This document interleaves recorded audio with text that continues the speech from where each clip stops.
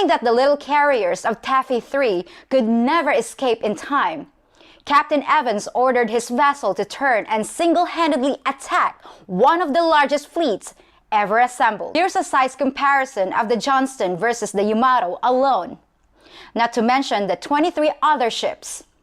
Even with a direct hit, the shells of the Johnston's puny 5-inch guns would literally bounce right off the hulls of the bigger ships, closing to within firing range while dodging 18-inch enemy shells coming from all directions.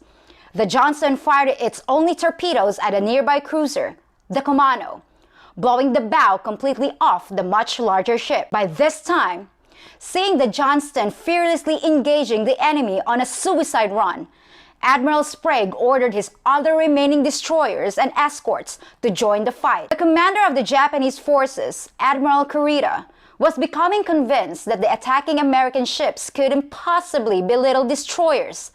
They had to be at least cruisers and probably part of a much bigger fleet. Unfortunately, the Johnston was suddenly hit by 6 shells from the huge Yamato, completely wrecking the bridge and crippling the engines and rear guns. But instead of abandoning ship, Captain Evans ordered his crew to make repairs on the engines so the ship could once again attack the enemy, even without torpedoes. Along with the Johnston, the other destroyers were being severely damaged by the enemy, but refused to yield. The Johnston regained enough power to return to the fight, so Captain Evans again ordered the little ship to attack, weaving between ship after enemy ship and damaging several along the way.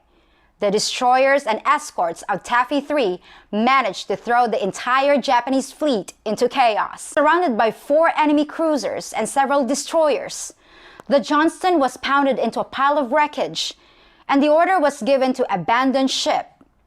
The remaining sailors dove overboard, along with Captain Evans, who was never seen again. The ferocious attacks by the sailors of Taffy 3 finally convinced Admiral Kurita that he was facing a much larger American force, and he actually gave the order for the entire Japanese fleet to retreat and head north. Despite losing 2 escort carriers, 2 destroyers, and a destroyer escort, the US Navy pulled off one of the most unlikely victories in naval history, securing the forces on Leyte and the liberation of the Philippines through sheer bravery and a willingness to sacrifice their own lives in order to save the lives of others, both American and Filipino.